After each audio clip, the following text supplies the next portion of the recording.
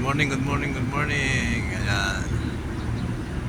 Isang normal na umaga dito sa City of Medina. Makikita mo yan ang bundok. Nasa yan, gitna ng kabahayan yung bundok. City of Medina. Ayan. Siguro ito yung yung pinagsushootingan nila Jesus Christ dati. Ayan, makikita mo yung bundok na yan, no? Laki. Sunrise, ayun. Yun, ang ganda-ganda. Ito talaga yung bundok na nakikita ko sa shooting noon kay Jesus Christ.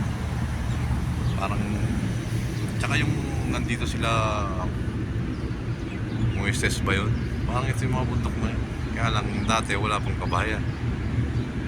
Ano ngayon, meron. Maganda rito. Tsaka okay naman yung klima, hindi mainit. Normal lang, malamig nga eh. Ganda. Meron pa doon akong nakita na bundok na napakalaki ng bahay sa tuktok. Ayun. Siguro pasyalan yan.